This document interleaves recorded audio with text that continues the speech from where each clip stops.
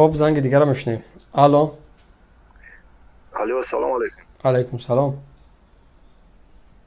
آواز من از میره؟ بله.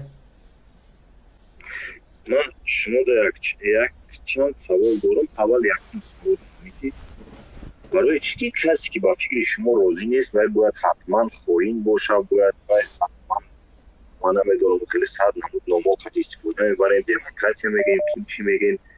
کسی که اگر طرفدار شما نشید حتما چوپوسه. سوال همی من سوال شما را جواب نگردم درباره دپوتات، درباره بعضا خودت جلسه کد سرخ برادر آموزگاری یا که چیکارگر هستی؟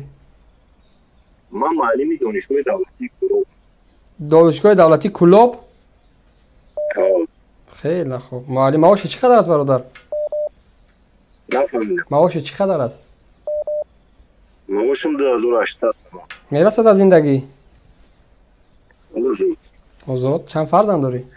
اول سوال من جواب بدم. نه من همه مسئله شما قطعا نه اصلا ببین ده یعنی فرق کننده است. مثال خودت میبروی یعنی آرام، یعنی بدون تأخیر، بدون دست دادن با یعنی که زندگی شخصی یک نفر گپ بزنی. من خطا نمیگم تو چاپلوسی، چون حق دفاع کردن داری از رژیم رحمانوف، اما بعضی ها مرز میگذارن برادر، میفهمی؟ گوش کن. بس اجازه بده ما گپ بزنم. بله. من خطا تحقیر نمیکنم، خودت مرا تحقیر نمیکنی، آرام باید گپ بزنی. خب بله. لیکن ما در همین گیم تازه پرسیدم تاجیکستان آباده علامه تنجای زندگی خوبه. یعنی خود آرامی در چی میبینی؟ گوش کنین بعضا فکته که شما میارین همیورا ما میبینم خودی یکم سوالی ما همین که برای چی که یک کس ولی نامجا نه خودت میگی نگاه کده برادر عزیز، یک دقیقه خودت میگی وطن آباد است. نه آخه یک دقیقه در مسئله چون میگی ای سوال بیرون میشی، میگی وطن آباد است، آزاد است، درست؟ بیرون نشیدم. همون مطلب برپدر لعنت میگم و را تحقیر میکنم. من طرفدار تو نیستم، من طرفدار همین دولت حکومتم. برای چون که گپای شما نادرسته، برای چی باید نمیگم که مردم یکان فکت داری گپ زن تحقیر نکن. برای چی باید نمیگویی؟ سوال همین بود. کی را نمیگم؟ کسی که طرفدار شما نیست با فکر شما راضی نیست باید حتما چاپلوس است. یعنی کسی که حقیقت هم میبینه و چشماش همین باشه میگم چاپلوس است. من مثال میارم، ولی من برای خود مثال میارم. میگی وطن امنیت داره، آزاد است، درست؟ درست. یک سال پیش در دوشنبه در زندان زیاده از 100 نفر کشته شد، تا امروز کسی جواب نداده است. امنیت در کجا است؟ 100 نفر کشته نشد باید اون چی این خیلی گپا در امریکا میشن. پس نوارها را برای چی نشان نمیدیم برای مردم که چگونه شد همین حادثه چگونه رخ داد؟ چون در زندان کامera هست، کسی نگه نیست دروغ میگه. بعضا مسئله هایی هست که سری دولتی این سری دولتی حساب نمیشه. من خوبتر میدونم سری دولتی چی است. این سری دولتی نیست. بس تو میگویی که یک دپوتات چند پول معاش میگیره؟ خب به سعود داده پروردی تو خود سعود داری، تو میفهمی که دپوتات، وزیر، خب پرزیدنت خب وظیفه‌ای هستند و یک علاوه وظیفه دیگر هست که اینا 100% در تامینات دولتی هستند. در چیزی دولتی هستند؟ از خودش در تامینات دولتی. یعنی دولت همین قدرت داره که برای فرزندان نورا ماشین بگیره بتا باید. برای فرزندان نورا ماشین نداره.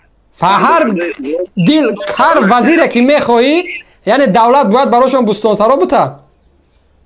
نه بس یعنی دولت براشون در امارات در دبی روان سیرگشت کنن 10-20 هزار دلار مصرف بکنه براشون. وزیر شید فرزندی و حق نداره که تجارت کنه، حق نداره که درک تحصیل کنه. برای ما بیار یک فرزندی وزیر که صاحب کار باشه. نامش بگو، صاحب کار موفق. همتون ما یک تیره میگویی همه میتون. بگو. همتون نبیره جناب ولی را میگن او کس تجارت داره ای مردک خوب. این خیلی میلیون ها تایم خیلی تجارت توجیه داره. تجارتی چی را داره؟ او جنتلمن کدام تجارت داره؟ او هزار نمود تجارت. چی تجارت میکنه کو بگو؟ آخی خیلی همه داره تو بدون. آها دانو بعد کدام نمودی تجارت دستی او از کو بگو؟ تو خودت نقض میدونی. من نمیدونم، واقعا نمیدونم که او تجارت میکنه و تجارت است. کدام نمود تجارت دستی است؟ من نمیدونم. وای پدرش سویبوف فیرمای فراز داره. انا مالکیت مردم. فراز شرکتی عمرعلی قوتوف بود. دزدیدن از حساب پول مردم ماشین گرفتن زندگی داره. فهمیدی؟ با گپ درست نیست، ما درسته. بچه بیچاره را رفتن در استانبول به شهادت رساندنش. چی خیلی با نادرست است؟ اگر اون نادرست باشه برای چی او را میکشیم پس؟ مایده تا موجود بیچاره را که از سیاست از پالیتیک دیگر اونها سبب مایده نادرست نشد. ببین اگر نمی بود تا باز کنی تلفن تا پیشتر بگیر صدا تا درست بکنی با گفته صدا دست پیشتر بست اما کجاتون شما را میکشن توی من میبینم در گرمانیا این مردم دانشگاه میرم ما در گرمانیا 3 ماه در نیمی دنیا بودم سوال خدا دارم کسانی که در پناه تای یکنیم 2000 یورو میستر در گرمانیا خودش تنو را بود که میگم ما یکم جو مبلغ نمیگیم ما میره که جا آوردی خریدی پسیدی اما سر لیباس نمیگم حالی بسته بچه یا دقیقه پیشتر و تلفن تا پیشتر مون ای برادر آوازت بزیب آمده سای در گرمانیا مردم 4 $5 معاش میگیرن ما موجود جوان رفیقان هستن اینا بیان یک برنامه شما دارن علت بیاد هست پیوستش میکنن روسی گپ میزنن پیوست میکنن میگه که او 1800 1900 یورو معاش میگیرن زنش 2000 چند تا معاش میگیره هردش تقریبا 5000 یورو میشه در یک ماه یک کودک رو میگم دیگه میشن نمیکنی میگن نمیگم برای چی میگن تو نمیرسن مثال عادی ترینش او معاش بالا میگیرن 1 کیلووات سویت بود تقریبا 4 ای برادر یه دقیقه من گوشت میکنم تا آخیره آوازت از دور بزه با میسای میکروفون یا که همون نوشتیک تا بکش یا که از پیش گپ زن نه کنی گپ زن میکروفون ما انا جوره انا که یه بار دیگه نرخ کسی مرا بگو من فخر کنم نفهمیدم یه بار دیگه بگو که می کسی ما چند سون بوده است کسونی تو خودت میدونی خب یکنی یورو ارزونش 800 یورو 1000 یورو ما در گرمانیا هم بودم در گالندیا هم بودم در اسپانیا هم بودم در چخیا هم بودم ما یک معلم عادی مگر بوی که ما یک بس یک معلم عادی دقیقه یک معلم عادی خودت مرا گفتی که ما آدمایی نیست که سر ما توپتی همین قضیه زندان کو شهر بته آیا چه سری دولتی میشه هم کشتن یا نفر هم میکشن سری دولتی ایو چه سری است نه تو دروغ نگو اخی بچه دسته در 2 زندان در خوجند هم همین حادثه رخ داد در دوشنبه هم رخ داد دنیا میدونه همین قضیه برای چی محکم شد کسی جواب نداد چیخه یک نفر زندانی دستاش بسته در داخل زندان یعنی که در اونجا صدا بلند میکنن دست به سلاح میزنن کسی را گویا میکشن و در اونجا چندین نفر دیگه کشته میشوه یعنی چگونه است کینو بسیار تماشا کردگی جورا بچه من اصلی حادثه را همون چیزی که حکومت رحمان رو شهر داد که حادثه همین شده از در زندان مناقشه شده است زیاده از 50 و چند نفر رسمی میگن غیر رسمی زیاده چرا مردهاشون دادن نشد چرا برای مردم رسانوی نشد کامراها هست در زندان او سری دولتی نیست این افسانه تا در گوش کسی دیگه بگو چرا کامرا را برای مردم نگفتن که مردم شما حکومت تهمت نکنید این دوربین این فلانی از فلان زندان از فلان حجره بیرون شد رفت از فلان جا چون همه کامera نظارت است کسی میگن نظارت نیست دروغ میگین امینا برآمدن رفتن توی قداستر کنو پیشکنشون کردن کجا برآمدن کجا برآمدن ایگام جا نه برآمدن امینا چی جای دروغ داره ای بچه از زندانی که در زندانی شهر وحدت شد هیچ کس ایگام جا نه برآمدن در داخل زندان کشتنشون در کیرپیش نیست زندان stop ایامی کیرپیش نی چخیل نبرآمدن اون مردم اگه جا برآمد رفت کی برآمد ورتالیو تا دادن کپوندن تو کی را گفته صاحب مستی چی تو حویلدارا رفتن ای بچه تو یگام توی دیگه نقل کردستی شد مسئله ما نیوشی وایو را بگو دپوتاتورا نه هازی بسو چرا همین سری زندان دیگه بیرون نشد چرا که جواب نداد چرا مسئول زندان ها منصور عمرov در نزد روزنامه‌نگاران مسئله شهر نداد برای چی چرا فرزند یعنی که یک از در زندان میغلطه او به معنی نیست که شما حق دارین او را بکشین. جنایت کرده است بگذار در زندان باشه، اما امنیت او باید در زندان نگاه کرده شود. چرا امنیتش نگاه کرده نشد؟ در دستش سلاح طرفی زندانبان بپرونه و زندانبان بیسته نگاه کنه. تو نشان بتین در کجا دست سلاح بود کنیش؟ کنی؟ نداشتن. نه کنی نشان بتین. از سبب که سری دولتی این سری دولتی نمیشه. توی تبرا دایگام توی دیگر نفته بچه. این سری دولتی نمیشه. این دروغ است سری دولتی. این سری دولتی نیست. این سری دولتی نیست. برای اگام جای دیگه بخون. اگام کتاب دیگه بخون. این مسئله سری دولتی نیست. آشکار همه میدونه در زندان یک نفر بردین دست و پاش بسته کردین. یعنی باید اگر یک نفر در زندان هم باشد او به معنی نیست که او زندانی است میخواین تجاوزش کنین میخواین بپرونش. نه، امنیت او باید حفظ کرده شود داخل زندان هم. کسی حق نداره که یک شهروند از آزادی محروم بکنه. صبر کن شما تا این درجه ظالم نشین. هیچ کس حق نداره که یک نفر از آزادی محروم بکنه. سرقانون کشور میگه کسی حق نداره. یعنی یک نفر شما بردین زندان کردین، خب جنایت اگر بگذار کرد، اما امنیت او باید در داخل زندان نگاه کرده شود. باید امنیت او نگاه کرده شود در داخل زندان. میفهمی؟ نباید او بمره از زندان مردش بروید. ایلا که اگر قضیه الهی نباشه مرگ چی نباشه، ولی او پراندگی هستین، سلاح گرفتین پراندین. کی پراند؟ تو گفتنی که آنها بوند کردن، خستن، همه را زدن، علو زدن. بیاره نشان بتین برای مردم که بوند کرده باشه. کو نشان بتین. کو اگر واقعا اونها همین خیلی صدا بلند کردن، کو برای مردم نشان بتین. برای مردم نشان بتین بوند کردن. اینا نشان بتین. مقصدی اما آزادانه برآمده رفتن بود. یگان مقصد نبود، اینجا مکرای دیگه بود. دروغ نگین. کو برای مردم نشان بتین. کو نشان بتین. کو واقعا اونها صدا بلند کردن میخواستن گریزن. کو نشان بتین.